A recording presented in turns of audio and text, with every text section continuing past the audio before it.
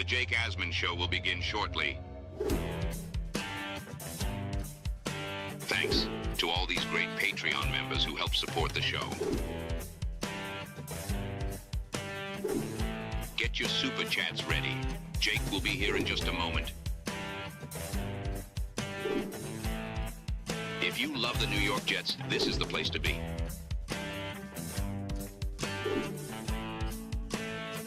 And now, the Jake Asman Show. It took a while, but the Jets finally did release their initial 53-man roster. Couple interesting surprises to cover, and let the waiver wire claims begin. We'll break all that and more down. It's the Jake Asman Show.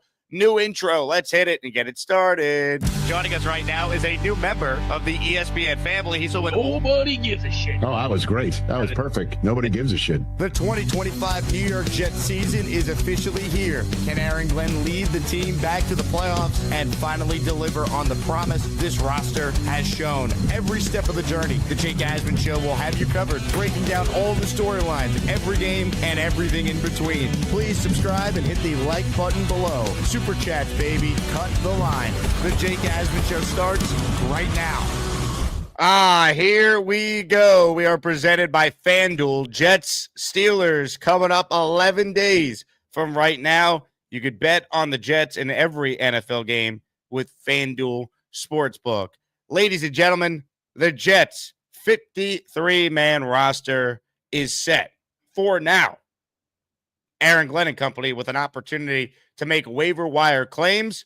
The Jets are 7th on the waiver wire because it's based on the previous draft order. So the Jets, they're picking 7 on the waiver wire. That means if they claim 7 players, they get all 7 players if they so choose. It doesn't reset after you claim a player. So we'll see what the Jets do. We'll find out over the next 24 hours or so. But right now, we have a roster to react to. And let's say hello to a good friend of the show, the co-founder of uStadium, a fellow diehard Jet fan, Frankie V, joins us now. Mr. V, how are we feeling about the initial 53? Well, I was going to say, I hope you don't play the beast drop. It's like, oh, our special guest of the day is nobody gives a shit. Nobody gives a shit. You can't make it up that happened yesterday, right? Unbelievable. I just saw that. That's incredible. That's phenomenal timing. I love that.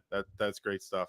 The Rich Eisen interview, by the way, folks, will air on ESPN New York today at 2:30. Once I play it on radio, I will release it on the YouTube channel. I'm in for Michael K today from 1 to 3 on ESPN New York. But Rich Eisen talking Jets with me is the big guest, and I'll put it on the YouTube channel later today. So, Frankie, I appreciate your interest in that. Yeah, that was great, man. I'm a big Beast fan. I'm a big fan of the show in general. Thanks for having me on. Appreciate it. But yeah, Jake, I mean, listen, there's a few surprising things about players that we chose to keep and others that we, cut. The number one player there, I think, and he's been the biggest buzz name going on across Jets Twitter, I would say, in the last 12 hours or so, is Xavier Gibson. I wanted, to be honest, any of the other 3 receivers that we had cut in Brandon Smith, Jamal Pritchett, or Quentin or Skinner. But they like Xavier Gibson, I think, because of what he brings to that locker room, his familiarity with the team, with the coaching staff, the wide receivers coach specifically, and the players there. I think they really like him there. We were talking about this pre-show. Look at what he said when he was interviewed a few weeks ago, how excited he was about Aaron Glenn. He was glowing about what he was seeing with Tanner Engstrand and the new sort of staff there. So when I saw that interview a few weeks ago, or that presser he did, I thought to myself, oh, he's here. He's here to stay. I will say there is a need for a player like him on this roster. You need a slot wide receiver, or at least somebody that can play exclusively out of the slot inside and out. Outside of what he could do as a returner, you need that sort of player. Now, would I have rather it have been Jamal Pritchett? Yes, absolutely.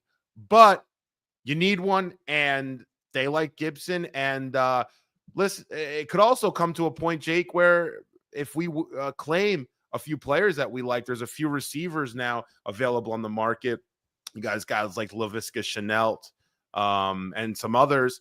Maybe they take a swing at one of those receivers, and you see Gibson sort of, hit the waiver wire himself. So we'll see how kind of things work out. The biggest decision, you alluded to it, Pritchett not making the team over Xavier Gibson. Now, all the other cuts, I'm not going to go crazy about. I think it's, very, there's such a small margin for like who makes it, who doesn't, when we're talking about, player 51, 52, and 53 on the team. That said, Xavier Gibson was hurt for a lot of the summer, didn't do anything when he was out there. Pritchett made plays. So I am very surprised that they ultimately went with Gibson over Pritchett. I think maybe they feel they could get Pritchett on the practice squad, whereas Gibson, they couldn't. I don't know. That's the only move that came out yesterday that surprised me, because it felt like Pritchett earned a spot. And ultimately, if you just look at who they kept, very chalky. There was no real surprise yesterday with this initial 53-man roster.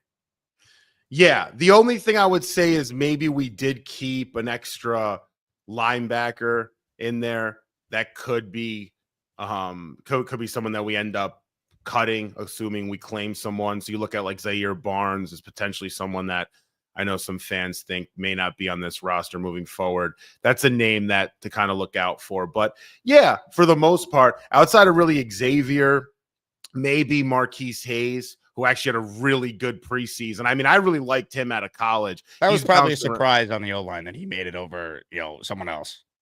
For sure. Yeah. I like the way that he played in the preseason, though. So I really think that you have a player that's sort of trying to get himself back in the good graces of the league, and he really had a dominant preseason. I mean, I was watching some of his pass pros, Jake. He was phenomenal this preseason. So I think he earned himself a spot on this team, and that's something that you need to honor. If you play well in preseason, there has to be some reward where you can make the team. You can't tell players, hey, have a great camp, have a great preseason, you're not making the team. That's not really a good sign for something that your coaching staff wants to signal out to your players. So I do like that Marquise played himself on this roster, which is nice. But yeah, there's some other moves to be had. The other surprising one, I think a lot of fans were a little bit surprised with, is Cook, Brady Cook. I think now when it comes to Brady Cook, I do know this, the Jets have every intention to get him on the practice squad, but he has to clear waivers. So if he clears waivers, which we'll know in the next, and this is for anyone that we waived or we waived in the last 12 or so hours, they clear waivers, and then if they do, you can sign them to a practice squad deal. Now, Brady Cook is in a unique situation where, as a quarterback, and I think we should look into this, I think we need to carry a third quarterback on this active 53. Now, there's a rule now that you can have an emergency quarterback come game day that is not considered on that 46 active roster on game day, but can be activated assuming your quarterback 1 and 2 are unable to play. So I do think the Jets, now that Cook is basically going to be succumbed to either another team or the practice squad, I do think we need to look at that quarterback market a little bit and see if we could bring in a third quarterback on this active 53. You don't want to go into week 1, and if Fields has to miss the rest of the game or a quarter or so, and then you have Tyrod, you know how that goes. Last thing you want to do is have Breece Hall or someone playing quarterback the rest of the game. So I think they should be a little bit they should think about that a little bit. I'd be surprised, though, if they carried 3 on the 53. I don't think that's happening. You don't have to. The thing is, there's a rule now with the new CBA about an emergency quarterback. That still would take a spot on your 46, would it not? No, it wouldn't. So how does it work specifically if let's say they make Brady Cook the emergency quarterback? It doesn't count. It would count towards your 53.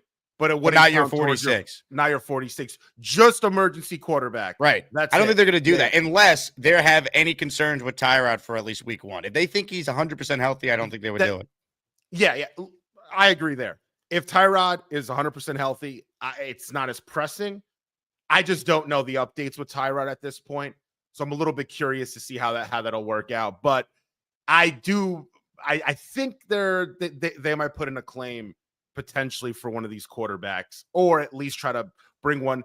Listen, you bring one on the practice squad, you can activate them at any point from now until week 1. I do though think, Jake, they're going to try to get an emergency quarterback in there for week 1. I just think week 1 is arguably the most important week of the season for us. You want to start off hot. You want to get that record starting at 1-0, especially for Aaron Glenn in his first game coaching here. It's great to beat Aaron Rodgers. You get some good juju in the building there. So just being a little bit safe. Doesn't count towards your 46, but we'll see. We'll see what Tyrod's situation is. If you're watching live right now, click that like button. That's the thumbs up button. Make sure you are subscribed to the channel. Ladies and gentlemen, this week on the show, we are giving away a signed Justin Fields jersey and a signed jersey by each member of the New York Sack Exchange. A huge shout out to King and Dreams and Rasta Dread, who each entered the weekly raffle for 5. We're the freaking New York Jets, so we're built for this shit. If you got a membership from either Asmaniac, make sure you thank them. And surprise, surprise, everyone, giveaway at the end of the show, daily raffle, Jets jersey of your choice, Fields, Garrett, Sauce, JJ, Quinnen, and Quincy. You choose. We send you the jersey in the size and color you prefer. So gift away for your chance to win. Frankie, one other takeaway to cover from the transactions and the roster being set yesterday. Byron Cowart, he's not just out for the start of the year. This injury he suffered is apparently season ending. So now it makes a lot of sense why the Jets felt they needed to be so aggressive and not just bringing in one defensive tackle, but they acquired 2. They acquired Phillips, who will start next to Quinnen, and they acquired Briggs from the Browns, because Cowart, he's not just done for the first 4 games on short-term IR. This was an injury he suffered this summer that turns out to be season ending. So we will not see Byron Cowart play any games that count with the Jets. Yeah, that's a little bit unfortunate, but I would say the silver lining there is it did bring us one of my favorite defensive tackles in football over the last couple of years, and that's Harrison Phillips.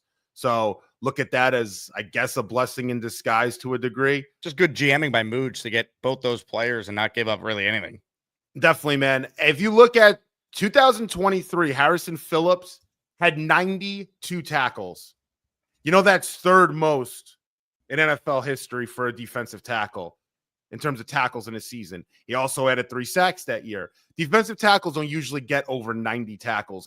Aaron Donald never had over 90 tackles in a year.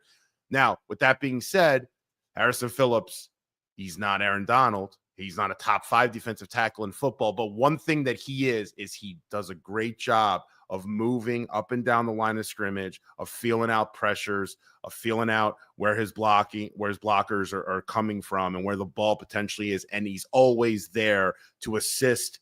Had 50 assists that year. Last year also had 40 assisted tackles. That'll really, really bode well with Quinnen Williams, who's going to be taking up a chunk still of those double teams. And you have Harrison Phillips sort of moving up and down the line of scrimmage, coordinating some traffic up there. That's something the Jets really need. He can also play a little bit on the outside, still under 30 years old. He's only 29. I really like the Harrison Phillips trade. We gave up, a 6, an extra, maybe a 6 more than we'd like, but you need to establish a defense that can stop the run. You just need to. You have to stop the run in this league, especially knowing what we know with our defense and how they looked last year against the run. This guy is going to provide a lot of value, and not only up the middle, you could play him on the outside too. I just feel like this was a major weakness that now, at the bare minimum, should be league average. Like, I do think the Jets against the run have dramatically improved by adding Phillips. I think it's not being discussed enough how big of a deal that could be for the defense, because if this team is going to have a chance to be good this year and surprise, the whole key is offensively, Fields takes care of the ball, and they're one of the best, if not the best team at running the football.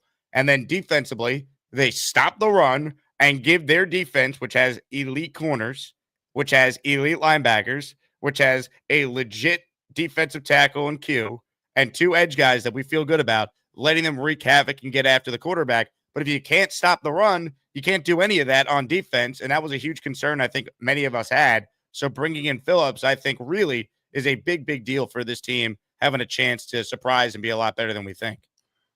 100%, man. 100%. And what Steve Wilks wants to do with those linebackers and those D-backs and how he wants to scheme up different variety blitzes and bring pressures from a multitude of, in a multitude of ways.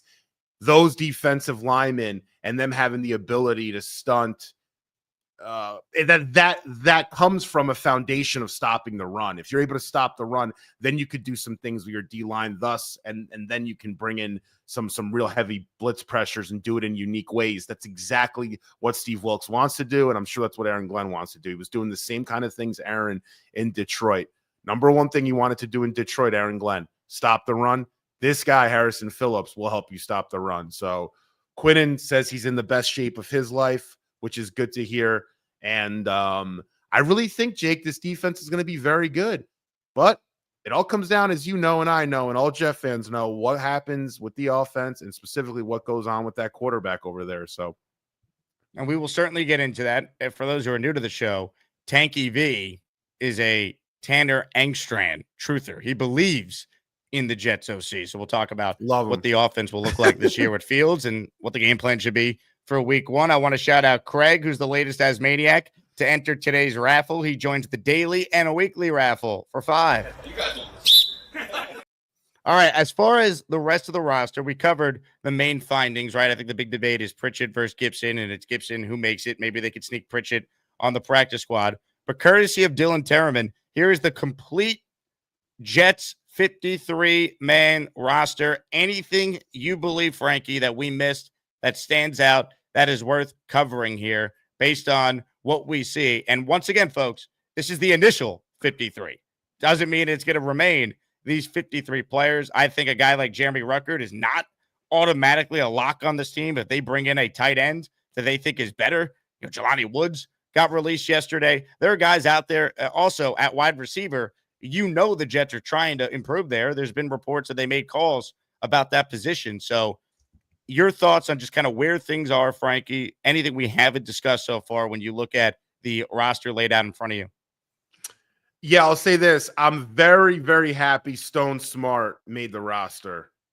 I know that wasn't going to be something that was a surprise necessarily, but I remember like about a few weeks ago, a bunch of beat reporters had Stone Smart not making the team. So I'm happy that he did make the roster. I think he played himself onto this roster, specifically that hit he had against Abdul Carter. You got to put a guy on the roster there. The one thing that surprised me, I think they're going to bring one in, but the safety room's a little thin, especially considering Isaiah Oliver is kind of a bit of a D-back more than he is a safety. So I did think that potentially they might have wanted to keep another safety on the roster. I think that's a position I would really look at going into week one. I know JBC was cut, Dean Clark, Jordan Clark, Jarius Monroe and Cooper. So there wasn't really much to work with there to begin with. But that safety room's a little thin to me, Jake, just a little bit, especially considering Malachi Moore had a bit of an injury too earlier in camp. I would look into adding a safety in there, just someone that's serviceable, someone that could give you 10 snaps in a game, do some certain things, package-wise. The other thing that surprised me was that, I love that we kept Andrew Beck. I thought there would be a point where maybe we didn't keep him and maybe we would have kept an extra safety or wide receiver. But I like that we kept Beck. It just shows that if you can play that style that Tanner Engstrand wants to play, which is really keeping that middle of the field open and having a player back there that can really do a lot from pre-snap motion and keeping the defense off balance a bit by being an off-balance offense. I like that we kept Beck there. So that was something I wasn't sure about going into cut day either. But Jake, looking at that wide receiver room, I'll go back right to it. They need another wide receiver in there. Gibson is not, I wouldn't label him there as a wide receiver. He's a returner. He's a special teams player. He's made one great play in 2 years, and he's on scholarship for life. I don't get it. Yeah. I mean, and you know what really bothers me to a degree? I really liked Brandon Smith, Quentin Skinner, and Pritchett. I liked them all. Now, I didn't want them all to make the team, but I liked them all individually and all in a different way. Brandon Smith does everything, a little of everything. Skinner's your downfield guy. And then Pritchett's your underneath yak sort of player, slot receiver. So I would have liked any three of them. Probably. I mean, I was more into bringing in Skinner. I thought Skinner being 6'5" and being a downfield threat, I think that could have been something that you could have used a bit more, but hopefully they get them all in the practice squad. But those wide receivers showed out in camp and showed out in preseason. So they deserve to be on a roster, and hopefully it's here on the practice squad. I'm just surprised we didn't keep one of them, knowing how thin that wide receiver room is. I mean, the preseason results at wide receiver, they didn't care, obviously, because if they did, Pritchett would be on this team. Like Lazard did nothing in the preseason. He was hurt. Gibson, they held out. He was dealing with some injuries.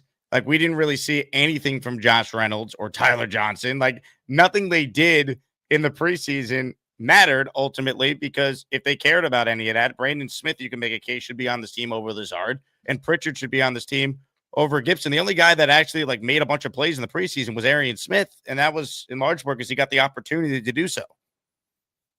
Definitely. And listen, I'll say this though. I think Tanner Engstrand has his hand in that wide receiver room, and I think there's a move yet to be made. I highly doubt, and this is just speculation, I highly doubt that they go into week one with that wide receiver room, Jake. That wide receiver room will do you no favors, especially against a pass rush like Pittsburgh has. You're going to need some receivers that know how to get open, because Fields has to get that ball out quick against that Pittsburgh pass rush. They have one of the best pass rushing fronts in the league. You got to win that first week.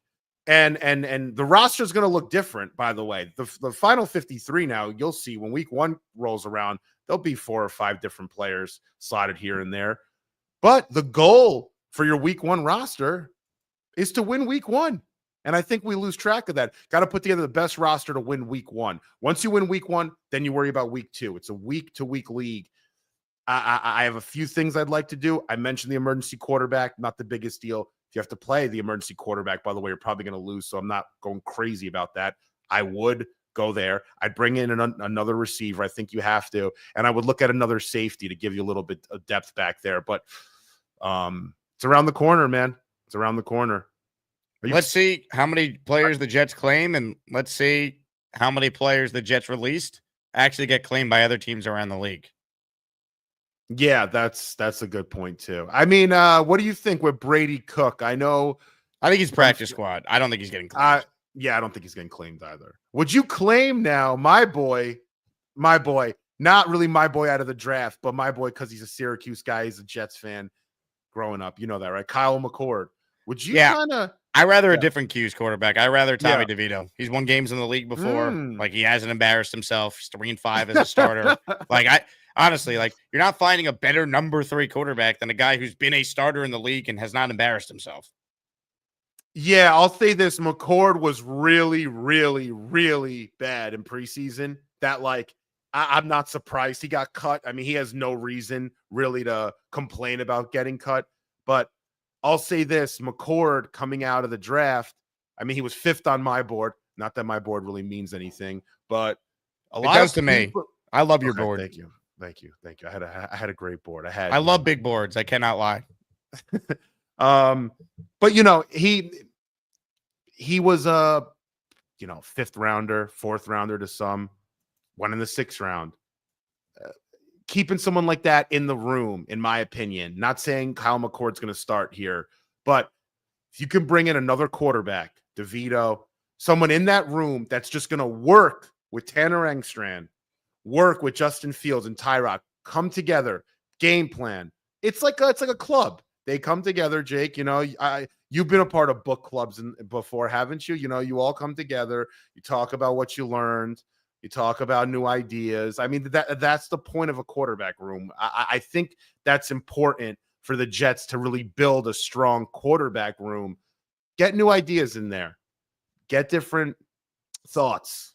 You may never know what McCord knows. McCord's been one of the top highly touted quarterbacks coming out of high school and college for the last 5 years. He's top 10 in that regard. And then you look at DeVito. What does he know from Dayball's system? You got to bring those minds in. They're more coaches than they even are players to a degree. I want to get that quarterback room really tight, especially with the inexperience out of Tanner Engstrand.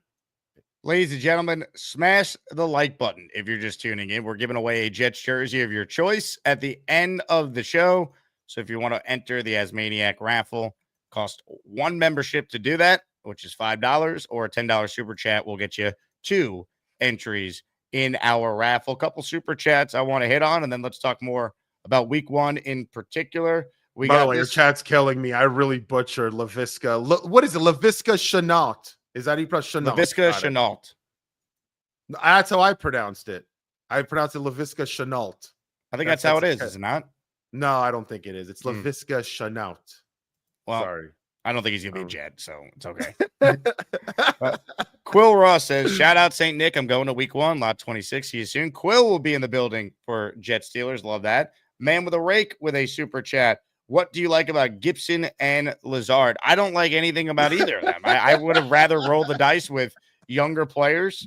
Lazard, to me, there's nothing he does that I don't think Brandon Smith couldn't also do. Clearly, the coaching staff disagrees there. And look, Gibson, I don't see it. I think we've seen enough from Xavier Gibson. I would have given Pritchett a real chance, but I guess they're concerned about Pritchett being able to just catch punts. Maybe Glenn is like Rex Ryan when he put Jim Leonard back there, just catch the punt. Like, don't need you to do anything. Just don't turn it over. And maybe they think Gibson's just a better pure catcher of the punt than Pritchett is, who had that fumble in the preseason game before he made up for it with some great plays later on. I think Gibson, they like him in that locker room. I just think they all like him. They love his he's fiery. They love his energy. I think the coaching staff likes him. That's the main thing there, I think, with him. Sort of a comeback story for a lot of people in there, and they just really like him there. Lazard, listen, say what we want about Alan Lazard. He can play receiver in this league. We know that. Now, is he a good receiver? That's another question. Probably not, but he can play. That's the only thing with Lazard. You can put him potentially as a wide receiver too in certain situations, and you can get away with it. So he's not a great receiver by any stretch, but he can play receiver in this league. I don't think they thought that Brandon Smith, Pritchett, or Skinner are able to just play. I mean, we saw it here with the Brownlees of the world, with the Stephen Hills, etc. These guys can't play sometimes. They can't even line up out there and get away with it. I mean, that's not something that's not like a credit. I'm not giving Lazard any credit there, but you can line him up and he could play. He could play 40 snaps, and he's not killing you necessarily. JD says, got to give the Jets special teams coach benefit of the doubt on Gibson versus Pritchett, despite what we've seen. Yeah, look, I think Chris Banjo has done a good job so far. Like, I think the Jets special teams unit has looked good this summer. Helps when you have a legit punter, seemingly in McNamara, and when they have a legit kicker in Nick Folk. But I don't know. I think Pritchett gives you more as a receiver potentially too. Like those juke moves he was making was impressive. Yeah, they were. And the interesting thing is, like I was bringing up earlier, Jake, they're all three very different. Brandon can kind of do a little of everything. Pritchett is that underneath slot, shifty, jukey receiver. Kind of, shakes you out of your shoes kind of guy. And then Skinner's your downfield threat, big body. Yeah, they do. That's why Pritchett making the team over Gibson, for me, would have made more sense. I think you have a fresh person in there, someone that didn't have a year like Gibson had last year.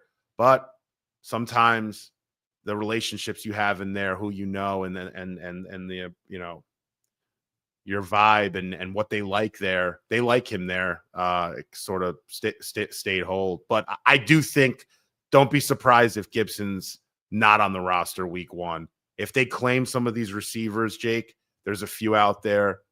Not only Laviska Shenault, but you have, KJ Hamler, Laquan Treadwell, who's had a really good preseason. I know that his days are sort of have passed him, but you have Restrepo, KJ Osborne's an interesting name. Trey Palmer, a lot of fans are mentioning him. Russell Gage, who I always liked, but had some injury issues. Or you want to bring in another tight end. I was looking at Jelani Woods earlier this morning, and I mean, he made some phenomenal plays last year. He really popped. How is he not better than Ruckert, right? Like Jelani Woods to me would be an easy bring him in. I agree. Cut Ruckert.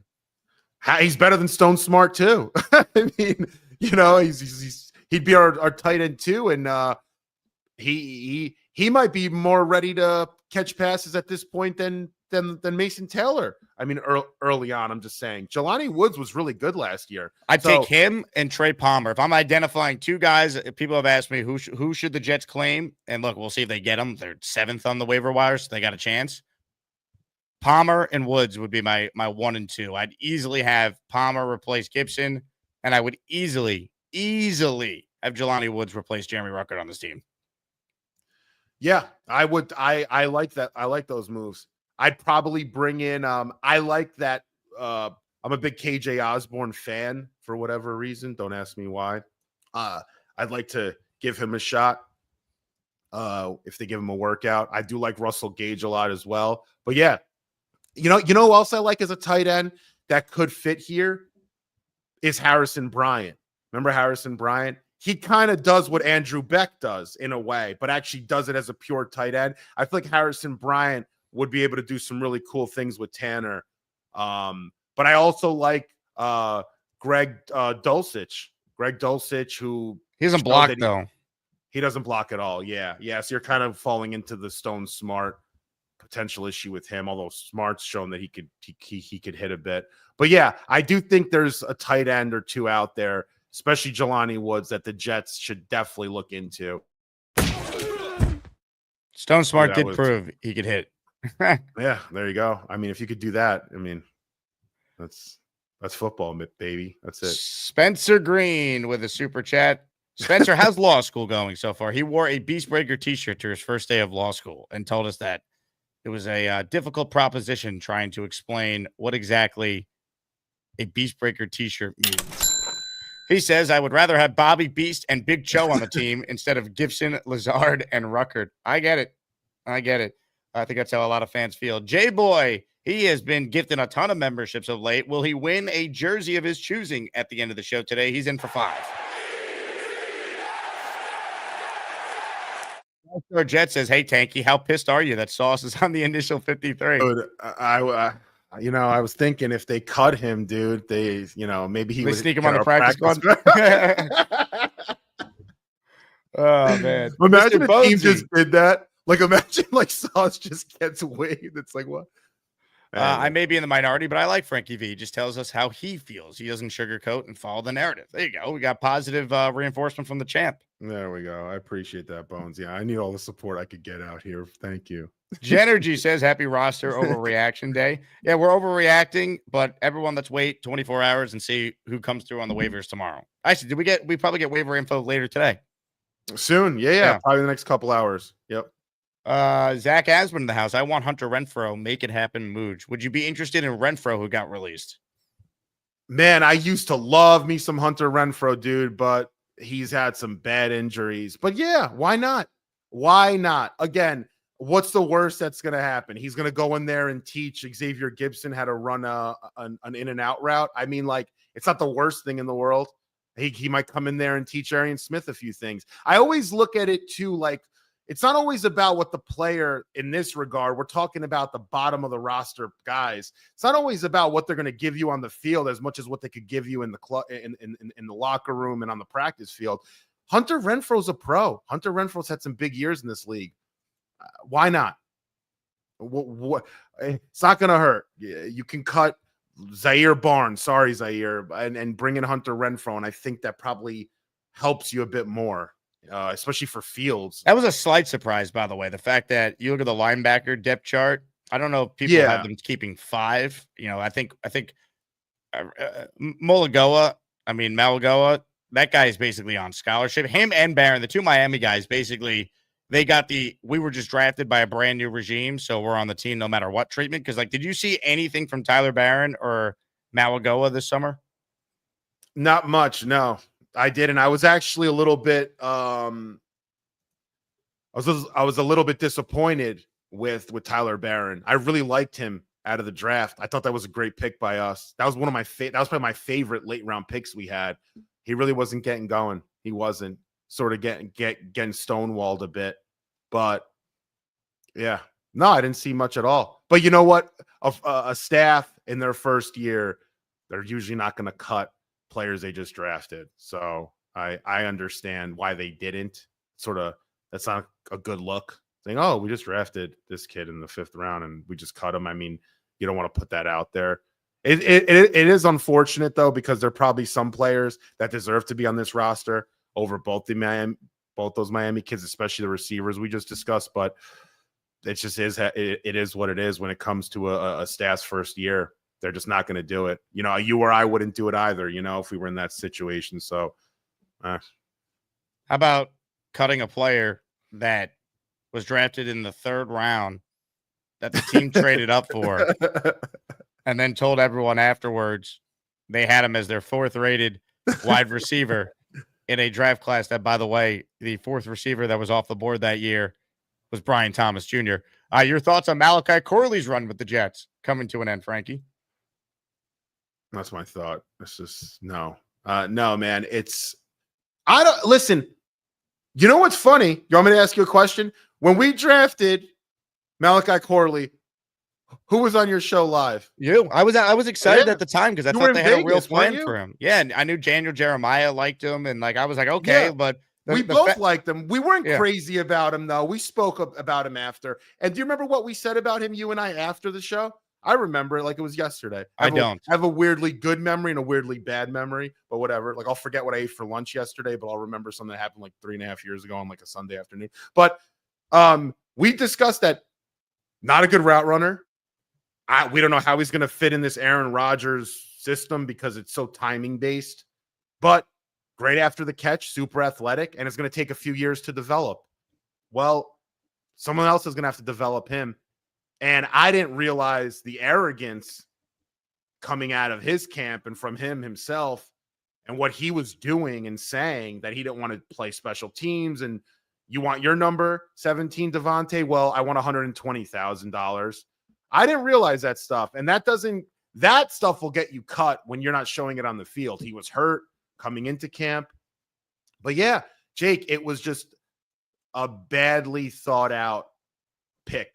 And Aaron had something to do with it. I posted a video. I don't know if you saw.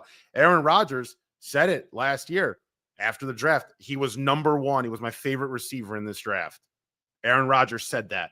He goes, Joe Douglas did a great job in this draft. And specifically, he's alluding to drafting Malachi Corley. I'm sure Rodgers had something to do with that. I'm sure. I mean, they're saying now in Pittsburgh, Rodgers is having a say in what they're doing with their receiving corps there. So I don't know, man. I don't know what the plan was with Malachi Corley. We never really got him going. He is athletic, but athleticism doesn't make you a good receiver in the NFL. You got to know how to run routes, and you got to be a team player. Got to work with the quarterback. But Rodgers had him as his favorite receiver out of the draft. Rodgers didn't try to work with the kid. I mean, did he? We got stuck with him, and you know, he was the first pick in the 3rd round, and he's off the team. Then you had maturity issues with him. He apparently didn't want to play special teams. It's like, dude, you were at Western Kentucky. You weren't at Alabama dominating. Like, come on. Yeah, the highest, I think, drafted player last year that was cut this year was Malachi Corley.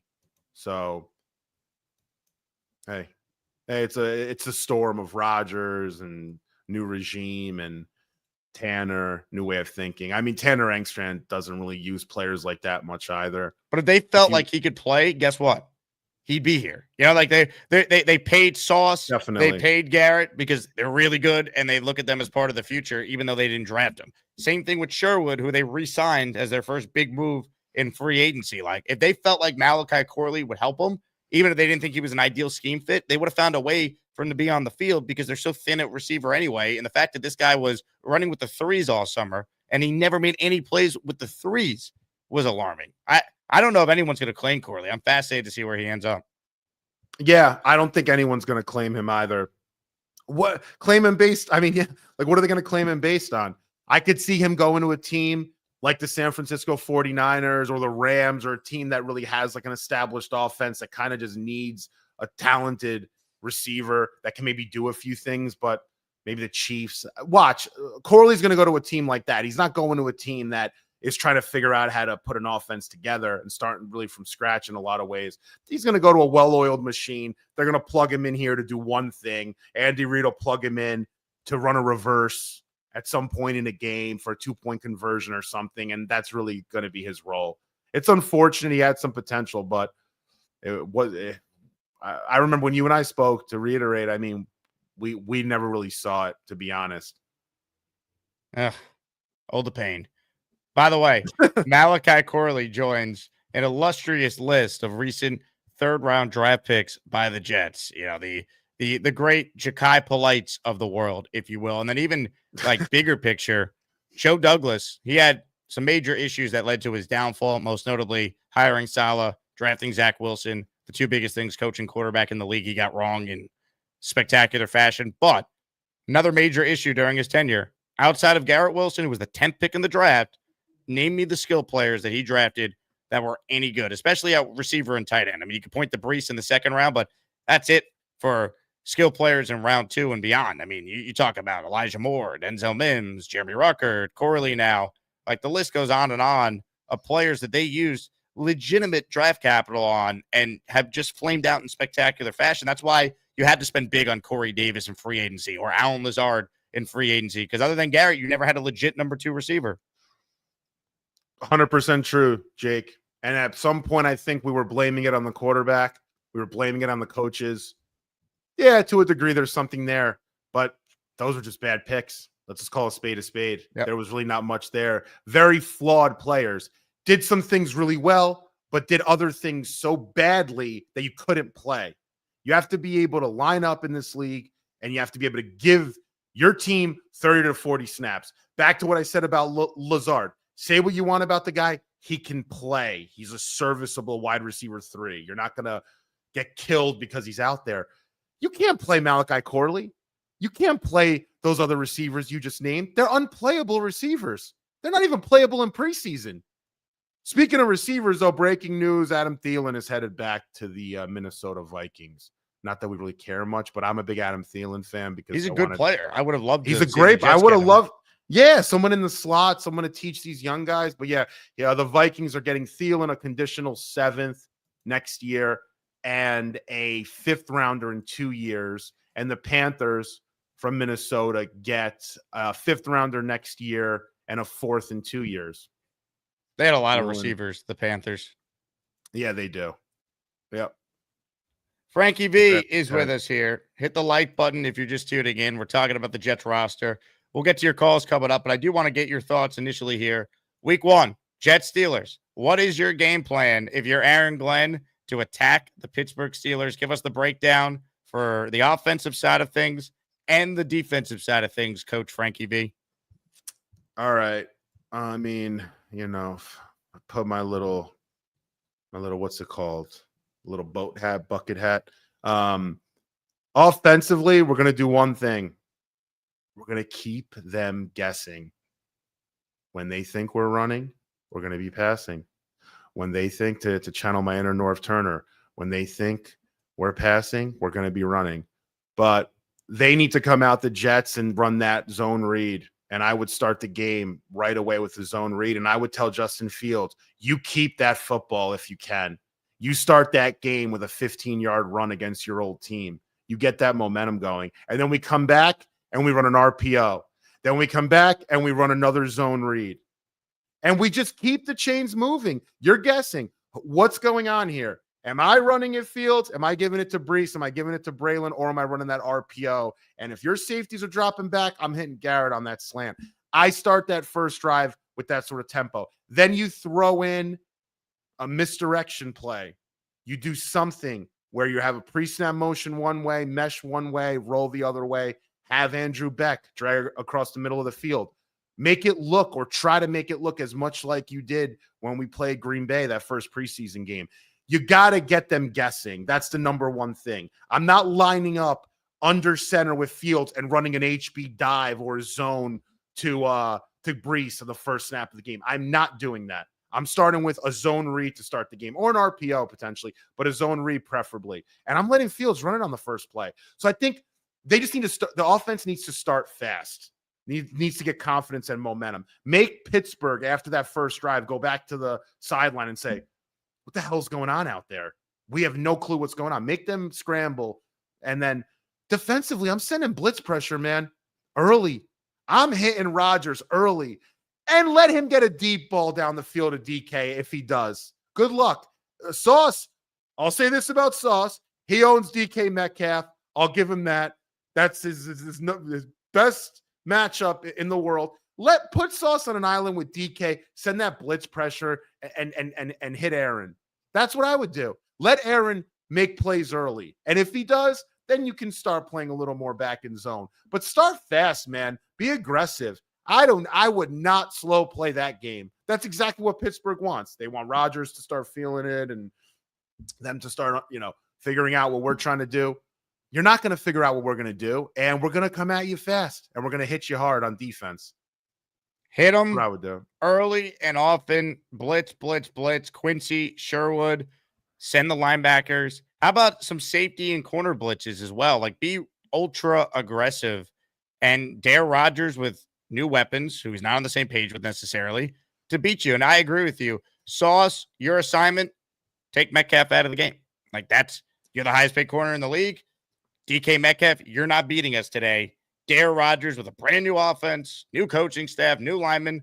Dare him to be on the same page with everyone. Otherwise, the blitz is getting home. You need pressure up the middle as well. Quinnen Williams, legacy game. That's what I need to see 11 days from right now. Yeah, exactly. And that's something else, Jake. If those boys up front, they can get to Aaron without having to send the blitz, man, you got them right in your pocket, man. I mean, that's the goal right there. I agree with you. That's a really good point. I mean, if Quinnen can really come out and get after Aaron, and he did years ago, if you remember in Green Bay. Quinnen was the best player on the field when they played Rodgers in Green Bay. Definitely. Arguably his best game as a Jet. He took over that whole game. That was some like Reggie White stuff that game. Seriously. If he's able to do that, man, we can win week one. This is a winnable game. Like the Jets, of course they should be an underdog. I have no issue with that. But this is a very winnable game. 3 points. This is the game to win too, because let's be real. Like, not saying they can't win against Buffalo week 2 because things happen. It's early in the year. They've beaten the Bills at MetLife, 2 of the last 3 years with Zach Wilson. But like, this is the game to win. Don't start 0-2, having to go on the road against a playoff team and a division opponent. You're looking at 1-3, 0-4, and the season's cooked before Columbus Day. Like, let's go out there and win week 1 and have that, hey, things are different. This is not the same old Jets moment against Aaron Rodgers. Yeah, man. You win week 1 and then you play Buffalo tough. Win or lose, you play them tough. That changes everything. Literally. That changes Glenn. That changes Tanner. It brings a mindset of, yeah, we're not the same old Jets like you're saying.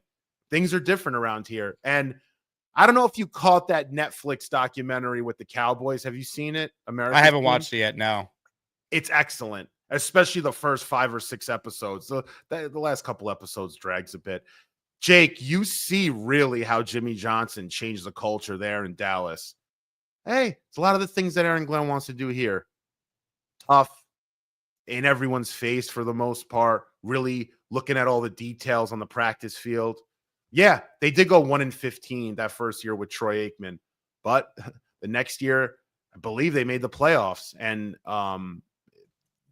the Jets just need to get the little things right and play teams hard, because even that first year with Troy Aikman, they played teams tough, and that's what the Jets need to do. I'm not saying the Jets are going to go 1-16, but you need to play teams tough, and that first week will give you a lot of confidence into Buffalo. And if you could play Buffalo tough, which we've done with Robert Saleh and Zach Wilson, you can build some momentum throughout the year that carries over into the bye week and then into the following season. Ladies and gentlemen, Super Chats will cut the line. We got Clifton and Neil on the line. They'll be our first callers for Frankie. But first, the Austrian Jet fan wants in on today's raffle. A jersey of his choosing should he win. Ladies and gentlemen, 5 spot of channel memberships from our guy in Austria. We're the freaking New York Jets, so we're built for this shit.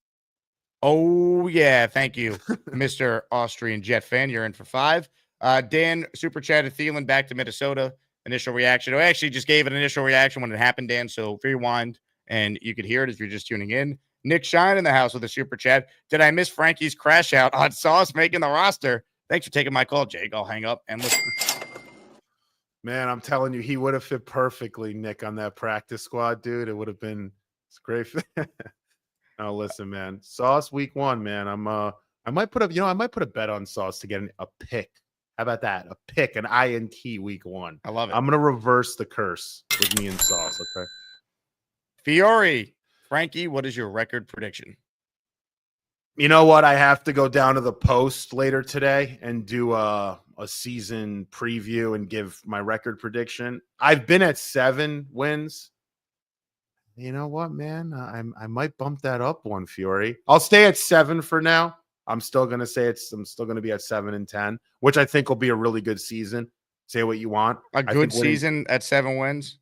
Yeah, I mean, listen, if they have some quality wins, Jake, at 7 wins, Jake, you're also considering the quarterback here. Like, I'm not a big Justin Fields believer, so if you're able to win 7 games with that defense and give me 8 wins, do something more than what Adam Gase and Robert.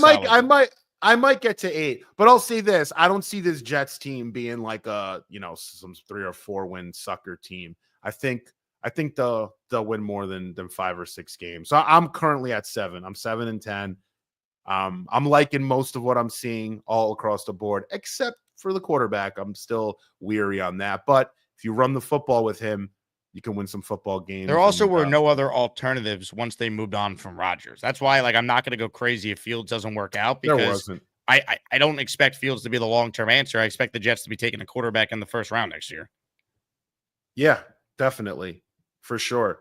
Yeah. I do, though. I do think that we need, though, to get Fields a little more help on the outside there.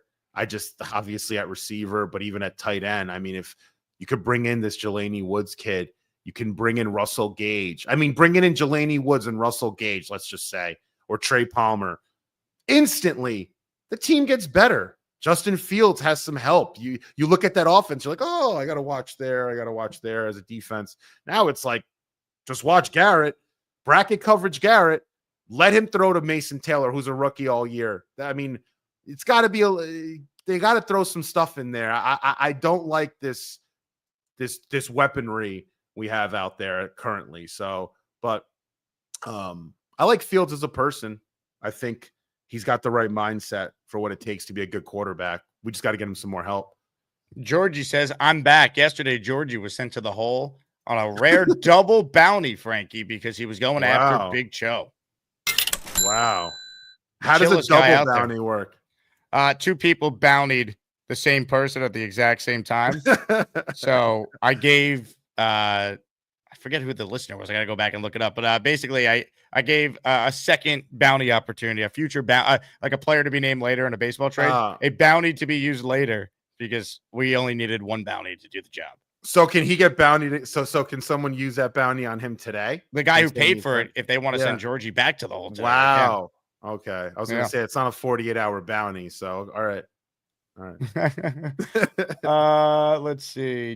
Barbarossa writes in, I remember the ESPN announcer said Aaron Rodgers had a bad case of Quinn Williams, and I found it hysterical. Hey, we need that type of game from Q in 11 days. Yeah, man. Like crazy. It's in 11 days, right? Season comes and goes quick, guys and gals. It's you know how it goes. Week 1 starts, and by the time you know it, it's Thanksgiving. We were out of the playoffs since Halloween. No, I'm kidding.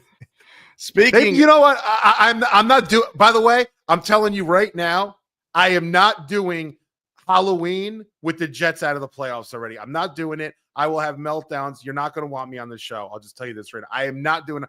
I'll do Thanksgiving. I don't mind Thanksgiving. Do not do me Halloween again, please. That's why we need wins early. Stay alive. Yeah, I'm not watching November football just with a team that's dead. I'm not doing it this year. Can't. Ladies and gentlemen, Frankie V with us. We get to your calls right after this message from Fireman Ed. Hey, Fireman Ed here. Join me on a trip to Bermuda, baby. Royal Caribbean's Independence of the Seas, May 30th to June 4th, 2026. Join the New York football legends Marty Lyons, Bilal Powell, Leon Washington, Sean Ellis, Kevin Mawai, Chris Ivory, and Jericho Cotchery, and all the podcasters. We are going to have the time of our lives. Q&As, meet and greets. It's going to be a spectacular cruise. Come join Fireman Ed on the cruise of a lifetime. Go to cruisewithlegends.com and book your trip today. Let's go! Yeah, Bermuda, baby. Cruisewithlegends.com. Tanky V, can we get you on this cruise? Come on, you love the water. You love jet fans. You love cruises. Tanky V, did you mute yourself by accident?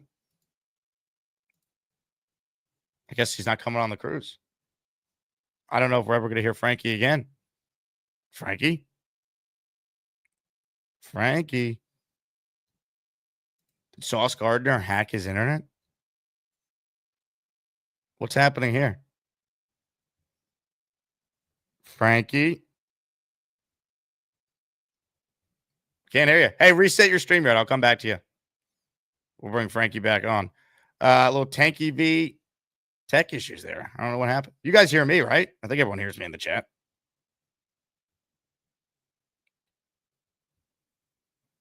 Right? All right. Genergy wrote, maybe it's a sign. Anthony Logerato, who won a signed Broadway Joe Namath photo yesterday during our show in honor of 12 days till the Jet season kicking off. We gave away a Broadway Joe item. He is going for a jersey today. He's in for 5. We're the freaking New York Jets, so we're built for this shit. Anthony, thank you. If you got a membership from him, make sure you thank Anthony for that. Let's see if Frankie could hear us this time. Hello, Frankie. Yeah, I can. Sorry about that. There Sorry we go. if I cut off your little spiel there. You're good. Hopefully you join us on the cruise, though. I still would love to have you. I don't know, man. I don't want to, be You're not on a water guy, Dateline are you? episode or something, on that cruise.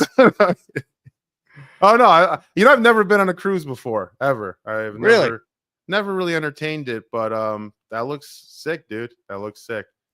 Cruise with Legends, Bermuda, baby. I just love the way Fireman Ed says words. On that note, let's get to your call, shall we? First up today on the Gusbuster hotline is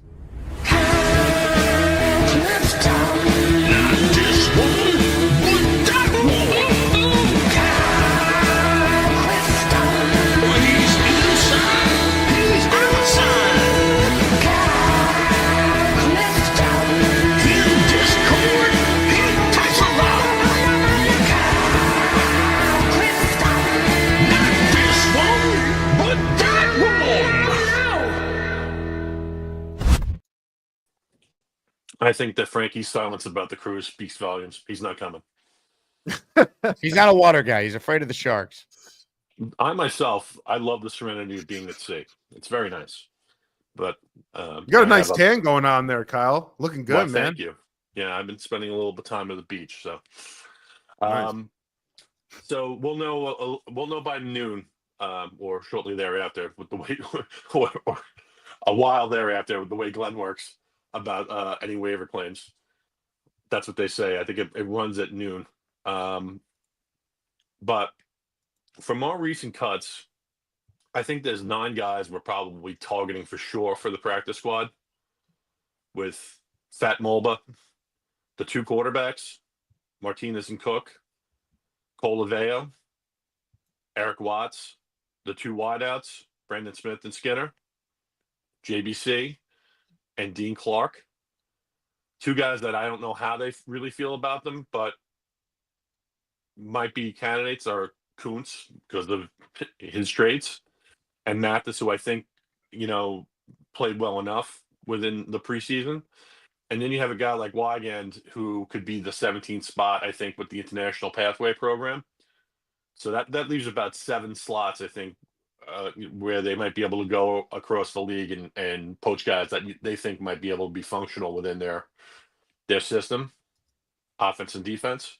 What do you think about that? Go ahead, Frankie. I like those ideas. I like the potentially. I mean, if you're asking me what I would do, I want to look at. I want to bring in another quarterback, potentially on the 53, and I want to bring in some wide receivers and tight ends. Man, I really think we just want to stack at least the wide receivers and tight end deck as best we can. There's some good tight ends out there, Kyle. I mean, claim Jelani Woods and Dulcich, and then you can make some moves. I'm saying like they gotta help out this offense, and I can't state that enough. The defense is going to be fine. The O-line is going to be fine. You know what I mean? Yeah, I like both those guys, Woods and Dulcich, but I don't think that we saw the tight ends hit the wire that maybe we suspected we would. Yeah. And as far as like quarterback goes, like if those two guys go down, and like depending on when they do go down, like if they go down after game 6 or game 7 and we're 2-5 or 1-6, like just play Brady Cook. Like we're going into the draft for a quarterback next year anyway. Like I don't see the need. Like I don't think that the state of QB3 out there in the league is that good that we can just, even with the quarterback 3 like exception, just bring somebody in and expect that we're going to win additional games as a result of it. And even if we want to at that point, we might not want to. We might be taking your path, the tank path. Nice. I'll say this. There's a few. I'm not saying I'm in love with these quarterbacks, but there's some quarterbacks out there that people think we should claim. I'm seeing people talking about. I mean, Hendon Hooker has been a buzzy name in NFL circles for a while. I didn't see it like others did at a college before the knee injury. I did. After he had his catastrophic knee injury, sort of slowed down a bit. But Hendon Hooker's an interesting one. Taylor Heineke, people think is a serviceable sort of backup that's out there. Jake mentioned DeVito earlier. I'd mentioned McCord. People bring up Heineke and DeVito because they've won some games in the league. That's essentially why. But I think that what you really want to do is, if you're going to play this, read zone type stuff, you want to bring in a guy that's going to fit that, because that's what we're doing this year. And if they don't fit that, then I don't know why they would even be really in the discussion. Yeah. And the Jets also have to know too, and this is what teams do in general, is do they know the scheme? Do they know what you're trying to run? You might bring in Jelani Woods, let's say, but that's not to say just because he's more talented than Jeremy Ruckert or Stone Smart that he's going to be able to pick things up and be playable in the first couple games of the season. So I think they look at that too. What kind of scheme does he come from? How fast can he pick this up? I mean, the player's going to have 10 days to get ready. It's not easy.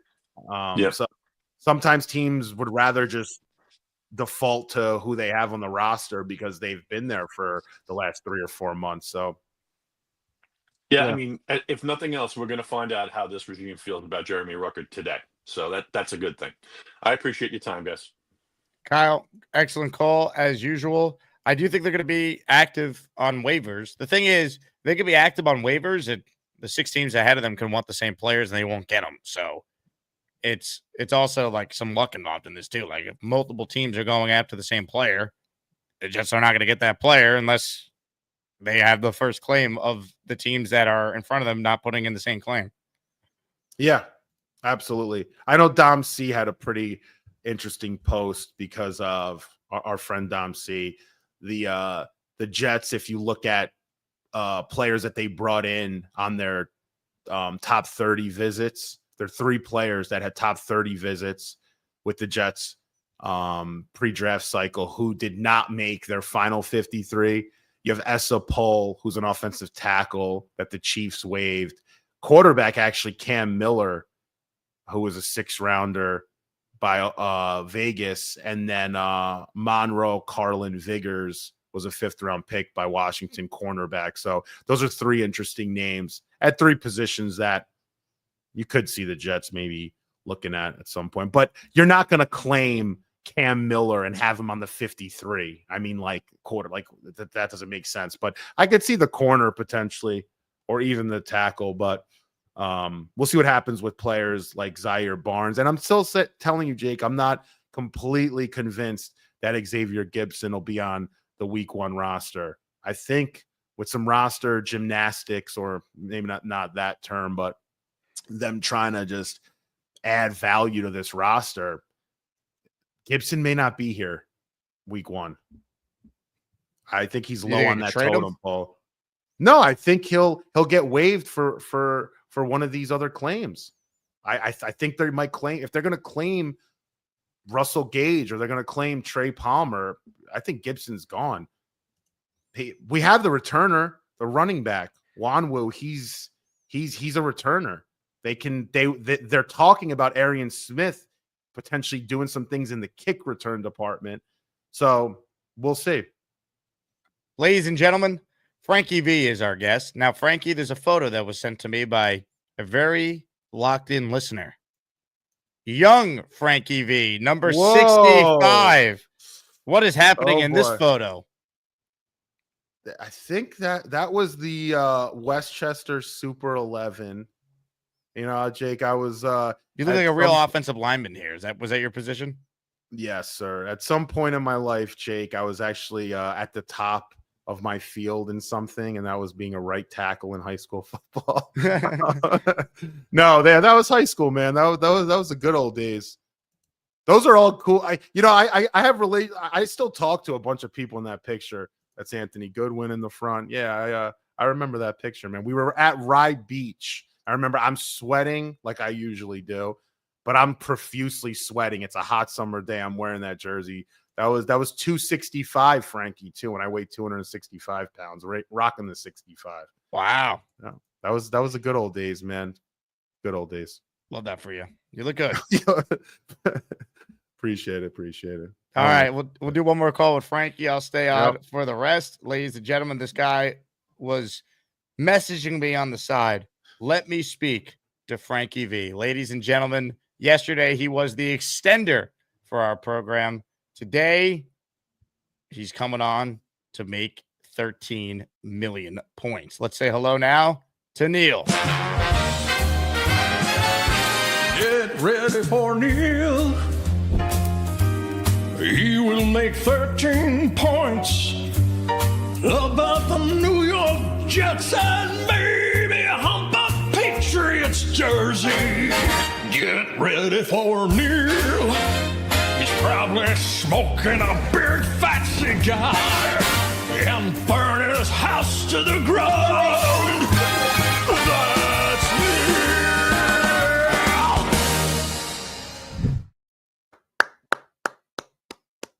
What's up, Frankie V? What's up, man? Cigar in the afternoon. I like it. I like that. Or morning. There we go.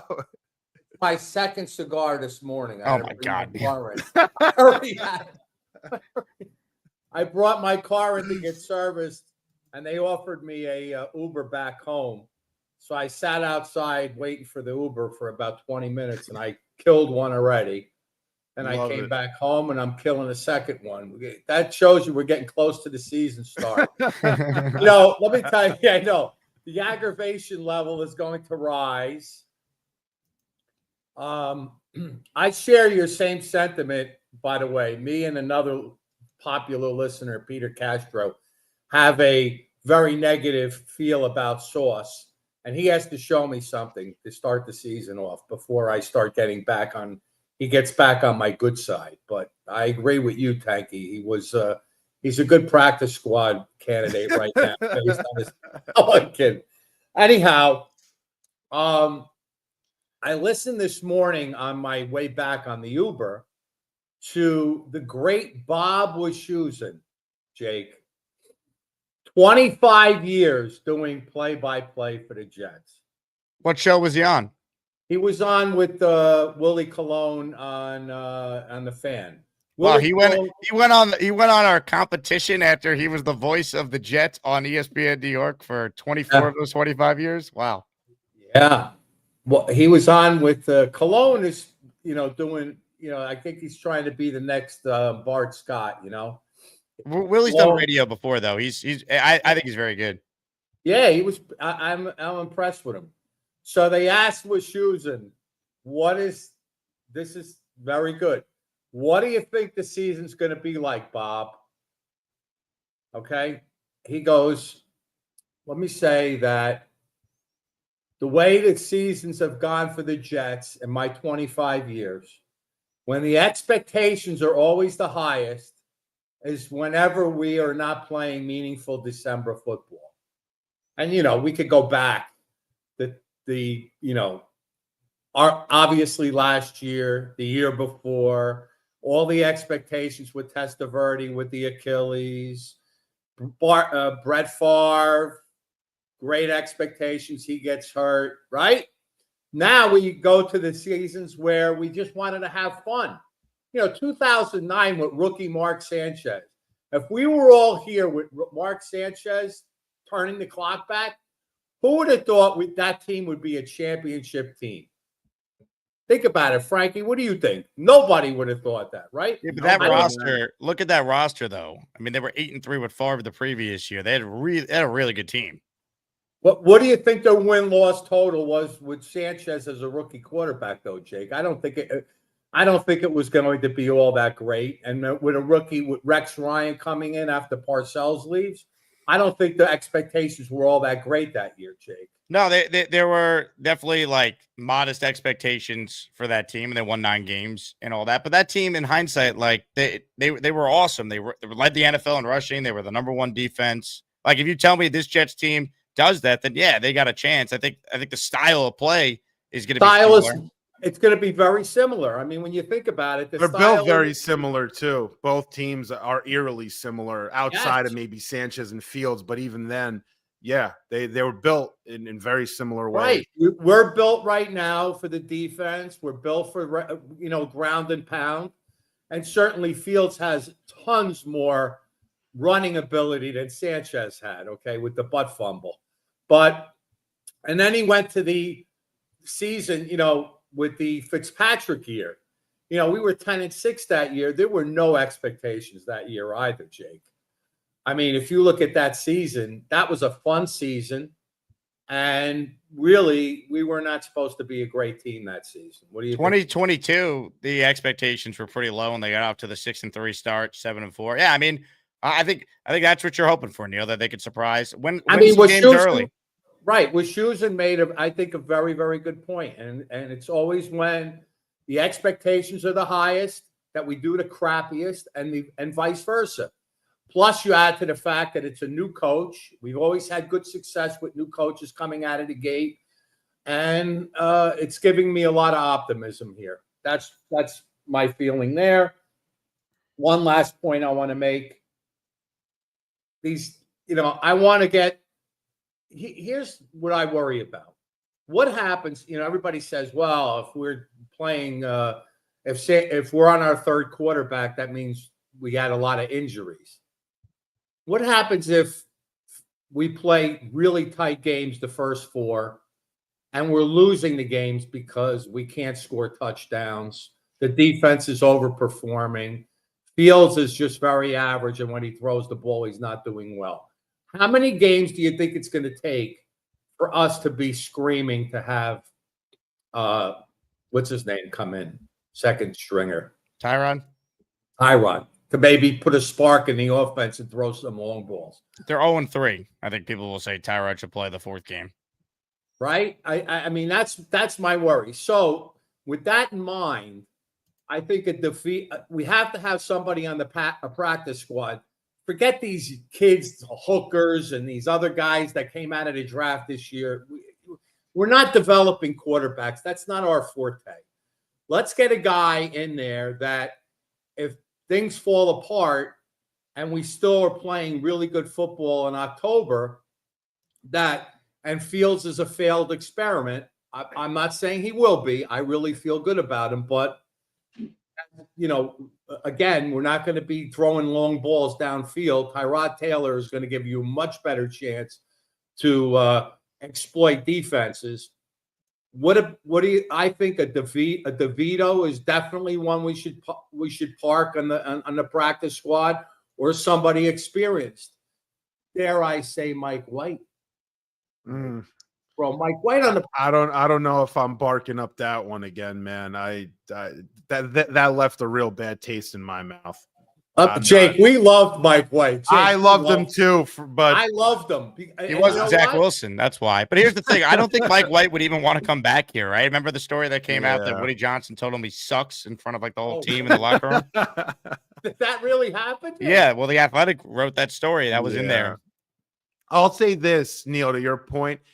I'm looking at Monday night, right? We're playing the Dolphins in Miami. 4th game of the season. It's on ESPN, Monday Night Football.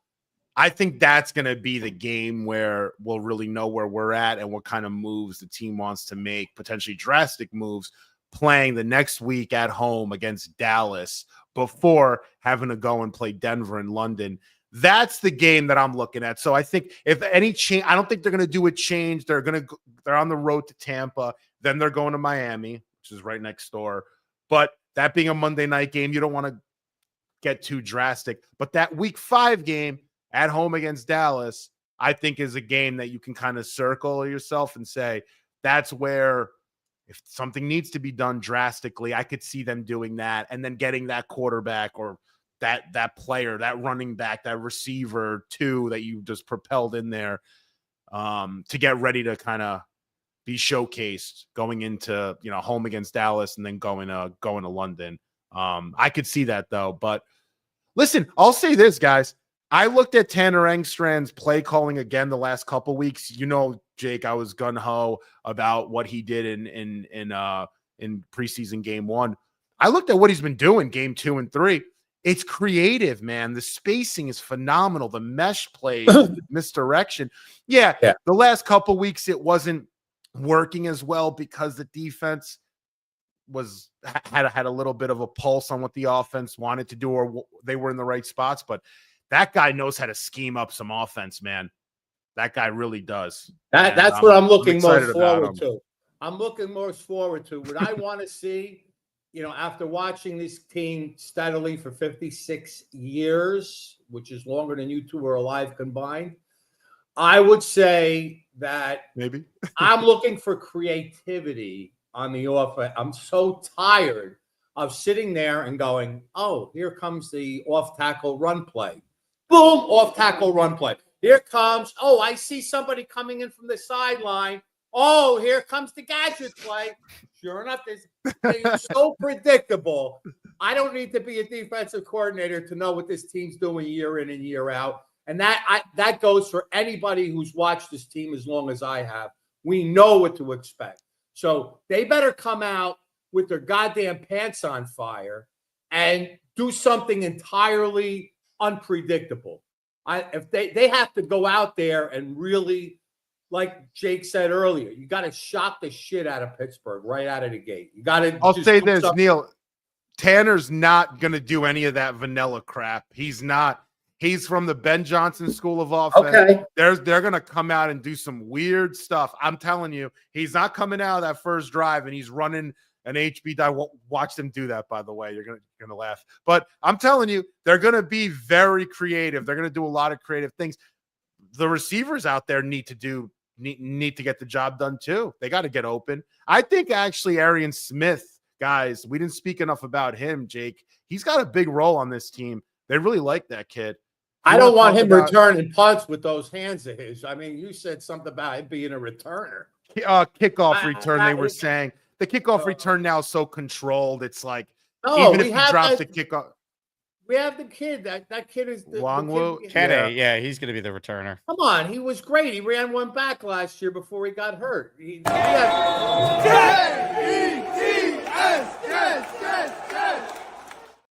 Good call, Neil. Yeah, look, Aaron Smith, I think, is definitely going to have a role. I'm just concerned him having a role has more to do with no one else being any good in front of him than him, like, truly being ready as a day 3 developmental 4th round pick to, be the potential number 2 in this offense. Yeah. No, he has a lot to learn in this league. But I'll say this, Jake. I did like after he dropped that ball 2 weeks ago against the Giants, what happened? He came right back and he caught 3 straight passes. Yeah, that was impressive. Yep. That was impressive. I mean, people are going nuts on Twitter. You know me, I get negative. I wait. He's going to drop balls. That's why he was drafted where he was drafted. That's why he wasn't a second-round pick or a third-rounder. If he didn't drop balls, by the way, he had over 800 yards receiving at Georgia for a reason. Not a bad player.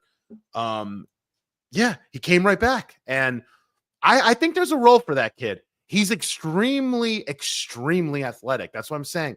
I've heard from some people that if this Wongwu kid as a returner doesn't really give them that spark, you could see Arian Smith return a few this year. And if he's showing promise and able to get the ball moving on that kickoff, man, that might be a spot for him to at least get his wheels turning a little bit. It happened with Deshaun Jackson we saw in the past. So we'll see, man.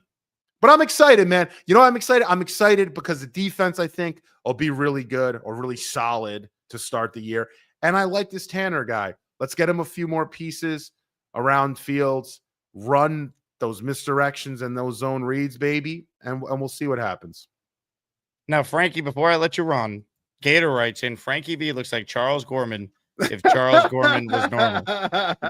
Do you agree with this take? Oh, my Lord. Wow. Holy crap. He might be right. No, I'm kidding. Now, unlike Gorman, you have a job and have had a job. I wish I didn't, by the way. No, I'm kidding. You just want to be chilling? I'm joking. Hey, guys, and everyone, Jake, Thursday, September 25th, if you want to join us at uStadium, we're throwing an outing with CJ Mosley, one of my favorite Jets, recent Jet, at Harrison Meadows. Jake, I believe, is coming, and we'll do a podcast there. Jake, I think it'd be cool to get some fans on the pod too in person if they end up going. But if you're interested, hit me up on Twitter at Frankie Vitz, or check us out at uStadium. We're throwing a nice outing to support victims of 9/11, and it should be a good time. If you don't want to play golf, have some drinks and food. I'm on your guys' website. It says you're undergoing maintenance. uStadiumEvents.com. Oh, no, I just went to uStadium.com. Oh, yeah. No, if you go to uStadiumEvents.com. Now this is a great looking website right here. Thursday, September 25th, nice. Harrison Meadows Country Club. See you there.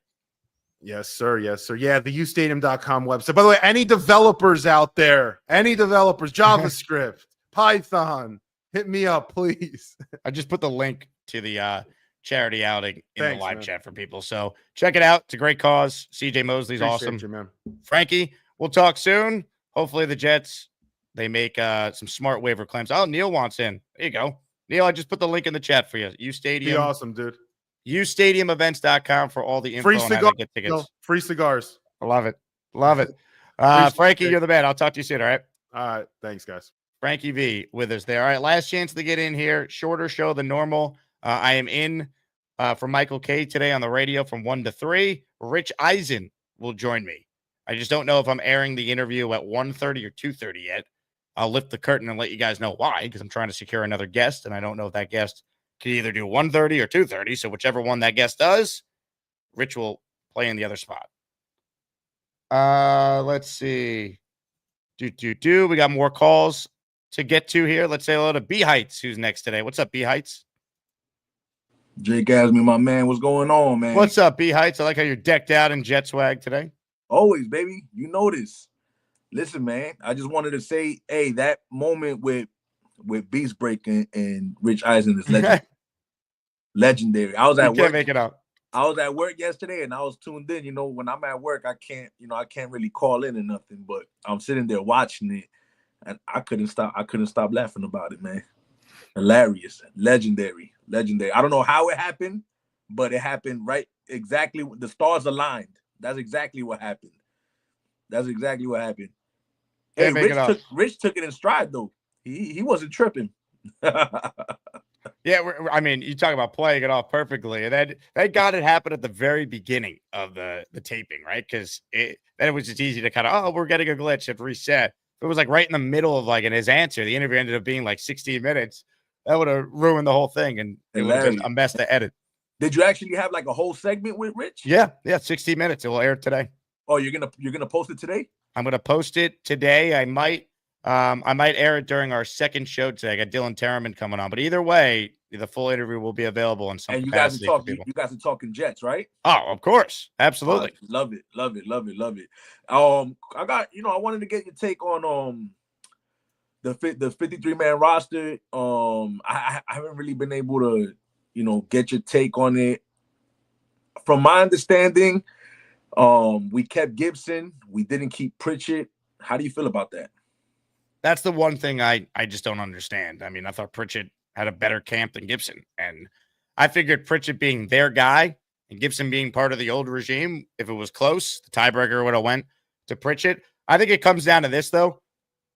Who could catch a punt they're more comfortable with? I think they think Gibson maybe doesn't give you as much as a returner, but they think he has more steady hands than Pritchett. But, I mean, you look at some of the numbers on Gibson, like he's fumbled a lot too. So I don't know. I just that was the one thing that I was like scratching my head, but I'm not going to go crazy over it because the reality is of like Gibson making the team over Pritchett drastically impacts the Jets season. This team's not going to be very good anyway, Yeah, I mean, like for me, it's just, for us as Jet fans, I think the only moment Gibson's given us has been the Monday night game against the Bills. Yeah.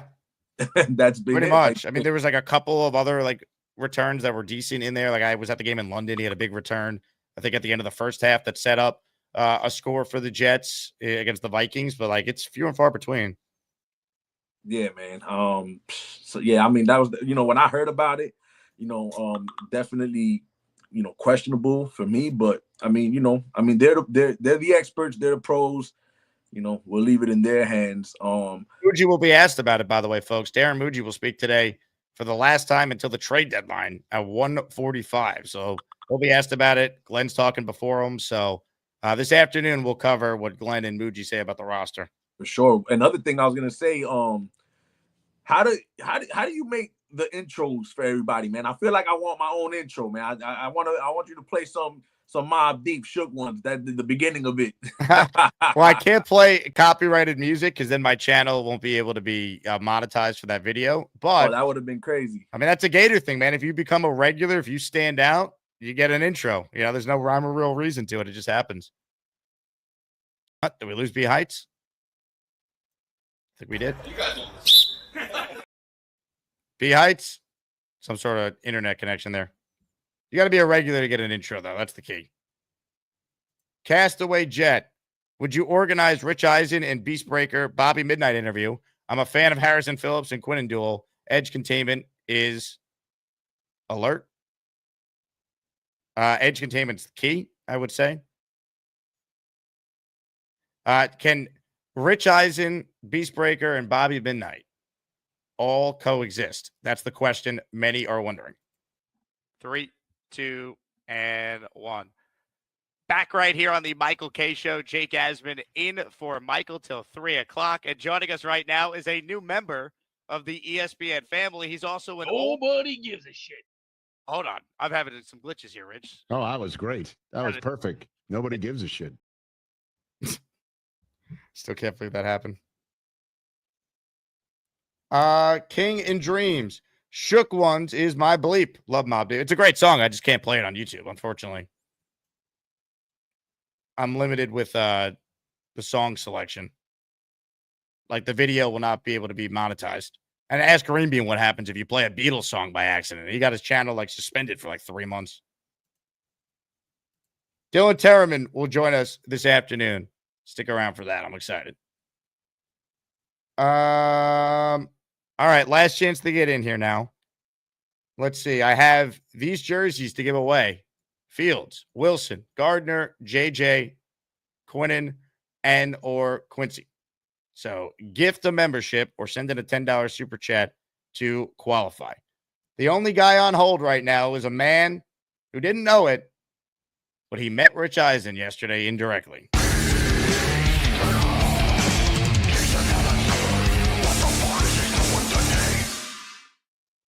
Hello, Beast. Beast. Please turn the music off. I'm just talking about how I can't play music and you're playing music. Turn the music off. Turn the music off. Bye. You don't listen to me. I'm not putting you on the show. Turn the music off. Unbelievable. All right. I'm ready to do a raffle. That's all we got here. Good Lord. Muji today. He speaks. Glenn speaks before him. This afternoon, Dylan and I will cover what each say. Looking forward to that. Dylan T, always a popular guest on the program. All right. On that note, I need some time to put the remaining raffle names together. So here's what I'm going to do. I'm going to play a short clip. And after this clip airs, a raffle will commence. Now, Richie, we have to address something that has come to light on this show. I had a listener of mine, and he claims that when a young kid came up to you at a training camp practice, you gave this young fan a sticker, but you weren't enthusiastic enough to the young fan that came up to you. And Jay Quest was very, very upset. He was disgusted with your actions. And I want to make it clear, I don't believe this to be true. But now they're calling you the sticker king in the chat, and this continues to take on a life of its own. Gator, I'm scared to see what this is. I'm Rishi Stickers. Kiddies love my stickers. Jets media subscribers all want my stickers. Here's my kick-ass sticker. Now leave me the hell alone, bitches. I'm becoming the sticker guy. Oh my god. We got a banger sent over from Gator. I am strapped up with stickers, and if anybody comes up to me, you get a sticker. I didn't know it was becoming a thing, though. I'm Rishi Stickers. Does anybody watching this have a sticker that I gave them in person? Just unbelievable what's happening here. So, Richie, I want you to respond to those who are questioning you. I mean, I don't know where this accusation's coming from. I did not know that this is turning into first I'm seeing that edit from Gator. Jake is a fucking pot stirrer, bro. Dude, I did not shit on you. It was in the middle of practice, right? So you were at the top with Ryan and some creepy old guy. Who was that dude that was stalking you guys? Some kid came up to you. I wasn't saying you were mean, but it was I thought the kid was so hyped to see you. His smile on his face was so excited. But he said, here's a sticker. And I felt like the kid was I don't know. I felt like he wanted to dab you up and wanted a picture. It's not a big deal. I saw it, but it wasn't like you were a douchebag. You just gave him a sticker. And I felt like he was a little let down. That's all. I think I remember exactly what you're talking about. One kid came up to me to show me his phone. He's like, this is you. Are you on TikTok? I gave him a sticker. His friend came up. He wants another sticker. So I'm like, yeah, of course, man. Have a sticker. I'll tell you this. This is my analogy. Meeting the Jet content creators like meeting a fluffer at a porn set, right? You're there to see the Jets.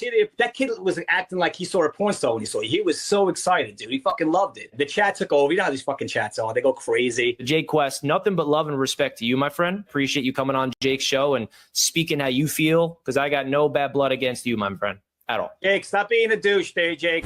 Rishi Stickers. Jay Quest, your hamstrings must hurt from that back pedal. Wow. Subscribe to Richie. You might get a sticker if you see him in public. Unbelievable. Jay Quest with that back pedal the other day. Mr. Magoo, you're the last recipient to enter our raffle, which is coming up right after this. All right, folks, it is about that time. Who's going to win a Jets jersey of their choosing? The wheel will decide right now. It's time to announce the winners of the weekly Asmaniac raffle. Let's spin the Jake Asman Show Wheel of Champions and find out which Asmaniac is winning an epic prize. Here we go, folks. All the names have been entered. Only one can win. If you win, you must email me your name, the player that you want the jersey in, the size, and obviously your address, plus the color for the jersey. Green or white are your two options. Good luck to everyone. We'll do another giveaway this afternoon. But for right now, we got to determine who's going to win this one. And the wheel is being spun right now.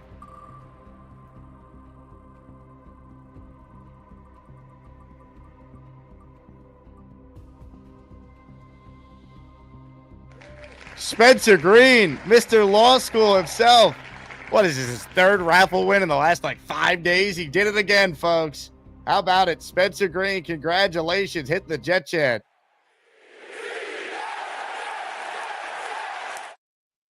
Love it. Spencer, congratulations. Well deserved. He's in the chat. He says, bang. How about that? Weren't a ton of people in that raffle. So he had a great chance to win, and Spencer comes through. He had 2 entries in that thing, and that was enough. He goes, be shirt to school tonight. Love it. Congrats, Spencer. Well deserved. I already have your address, so just you send me the jersey you want, player you want, the color, and we will make it happen.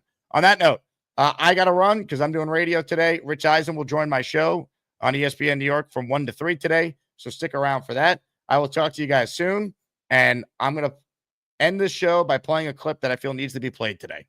Let's honor our great country. Go Jets. And I'm proud to be an American, where at least I know I'm free. And I won't forget the men who died, who gave that right to me. And I gladly stand up next to you and defender still today. 'Cause there ain't no doubt I love this land. God bless the USA.